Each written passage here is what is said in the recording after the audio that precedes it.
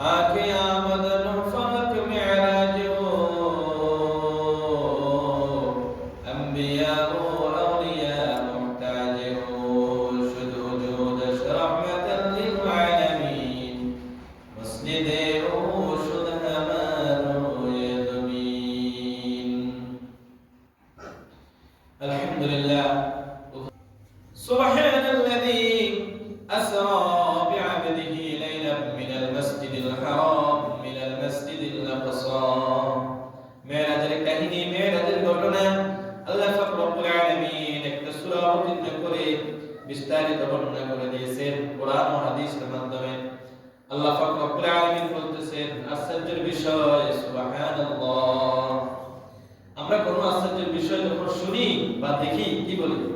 সুবহানাল্লাহ, ঠিক না? আল্লাহ পাক রব্বুল আলামিন কোরআনে বর্ণনা করতে গিয়ে বলছেন সুবহান, আল্লাহ তো উনি যিনি পূত পবিত্র মহামান্বিত, ওই আল্লাহ যিনি তিনার বান্দাকে আসরা বিআবদিহি লাইলাম মিনাল মসজিদিল হারাম, একটি রজনীতে মসজিদে হারাম থেকে মসজিদ আকসা পর্যন্ত নিয়ে গেছেন। মিনাল মসজিদিল হারাম মিনাল মসজিদিল আকসা, ওই মসজিদ আকসা এবং মসজিদ হারাম আল্লাযী বারাকনা হাওলাহু লিনুরিয়াহু মিন আয়াতিনা, যে আমি আল্লাহ পাক রব্বুল আলামিন যার চতুর্পাশে পরিপূর্ণ করে দিয়েছি বিভিন্ন রকমের বরকত দিয়ে, বিভিন্ন প্রকারের বরকত দিয়ে আমি মসজিদ হারাম এবং মসজিদ আকসার চতুর্দিক চতুর্কিনারের জেলা ফজলগুলো আনষ্টগুলোর ভিতরে আমি ভরপুর বরকত দিয়ে দিয়েছি। বারাকনা হাওলাহু লিনুরিয়াহু মিন আয়াতিনা, যাতে করে আমি আমার নবীকে, আমার উম্মতদেরকে, আমার বান্দাদেরকে আমার বিভিন্ন আশ্চর্যজনক বিষয়গুলা, আমার নিদর্শনগুলা আমি যেন তাদেরকে দেখাই দিতে পারি। লিনুরিয়াহু মিন আয়াতিনা ইন্নাহু হুয়াস সামিউল বাসীর। নিশ্চয় আল্লাহ পাক রব্বুল আলামিন যিনি শ্রবণকারী এবং তিনি প্রদর্শনশীল। আল্লাহ পাক রব্বুল আলামিন সবকিছু দেখেন এবং জানেন। আল্লাহ বলছেন কুন ফায়াকুন, আমি আল্লাহ যদি পৃথিবীর বুকে এমন কোন জিনিসকে বলি হও, ওই জিনিসটা হতে সাথে সাথে বাধ্য হয়ে যায়, তাহলে আমি পৃথিবীকে লালন পালন করি। সূর্য আমি আল্লাহর হুকুমে চলে, চন্দ্র আমি আল্লাহর হুকুমে চলে, বাতাস আমি আল্লাহর হুকুমে চলে, একুল কায়নাত আমি আল্লাহর হুকুমে চলে। আমি শেষ নবী প্রেরণ করেছি দুনিয়ার বুকে, তাকে আমি আরশে আজিমে নিয়ে যাব, আমার সাথে দিদার হবে, সাক্ষাৎ হবে। আমি তাকে সরাসরি নিতে পারবো না কেন? তাহলে আমি আল্লাহ পাক রব্বুল আলামিনের কুদরতের শানটা আমি তোমাদেরকে কিভাবে দেখাবো? এজন্য আল্লাহ বলেছেন সুবহান, মানে আশ্চর্য। আল্লাহ রাসূল সাল্লাল্লাহু আলাইহি ওয়াসাল্লাম মেরাজে গিয়েছেন। মেরাজে কিভাবে গেছেন?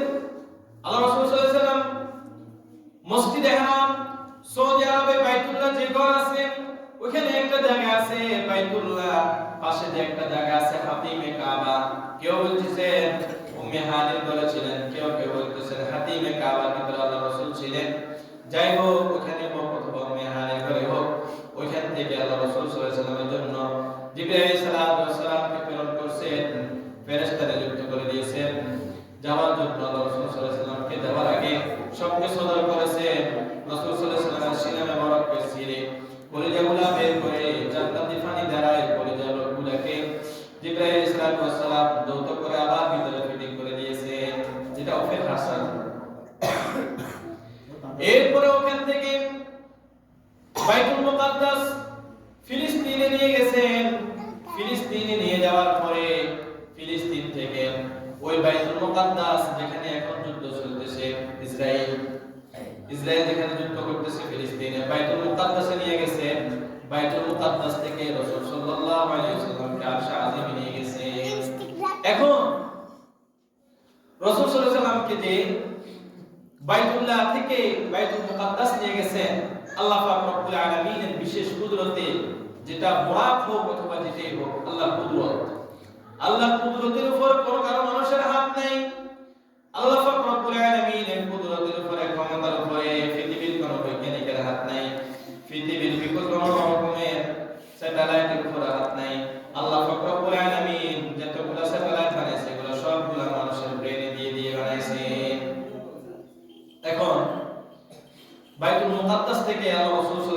রেখে ওখানে সকল নবীদেরকে সমবেত করছেন। কেউ বলছে এই সমবেত করাটা মেরাজের পরে হয়েছে, কেউ বলছে আগে।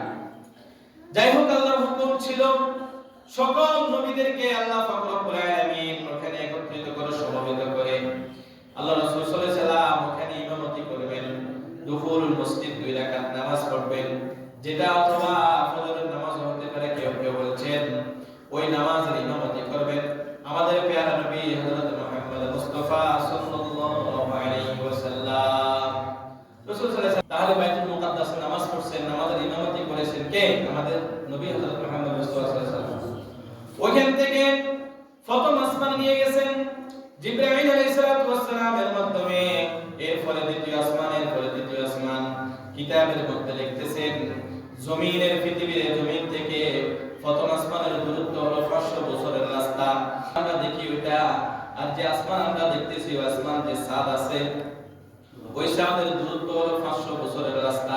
তাহলে বুঝেন তো প্রথম সামায় দুনিয়া যেটা আমরা দেখি আসমান, ওই আসমানের দূরত্ব গড় মিল হলো 1000 বছরের রাস্তা। আর প্রথম আসমান যদি 1000 বছরের রাস্তা হয়, দ্বিতীয় আসমান এবার 2000 বছরের রাস্তা পের হয়েছেন। এরপরে তৃতীয় আসমান 3000 বছরের রাস্তা পের হয়েছেন। এরপরে চতুর্থ আসমান 4000 বছরের রাস্তা পার হয়েছেন। এরপরে পঞ্চম আসমান 5000 এর রাস্তা পের হয়েছেন। এরপরে ষষ্ঠ আসমান 6000 বছরের রাস্তা পার হয়েছেন। এরপরে সপ্তম আসমান যেখানে 7000 বছরের রাস্তা পার হয়েছেন আল্লাহর রাসূল জিবরাইল আলাইহিস সালামের মাধ্যমে। ওইখানে যাওয়ার পরে সিদরাতুল মুনতাহা ওইখানে গেছেন। বলো ওই 7 আসমান পর্যন্ত যাওয়ার যে দূরত্ব, ওইখান থেকে সিদরাতুল মুনতাহা যাওয়ার জন্য এতটুকু দূরত্ব।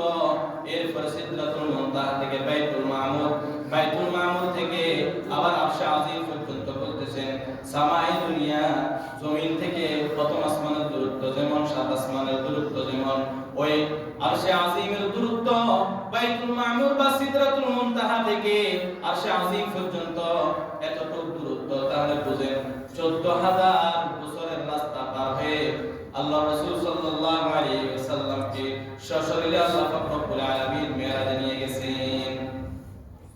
মেরাজে নিয়ে গেছেন যাওয়ার পরে এখানে অনেক কাহিনী আছে। আর প্রত্যেকটা আসমানে কথোপকথন হয়েছে ফেরেশতাদের সাথে।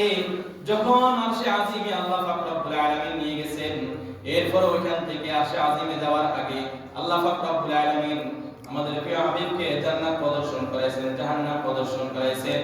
পৃথিবীর সব নাজ নিয়ামতগুলো তিনাকে ওইখানে দেখাইছেন।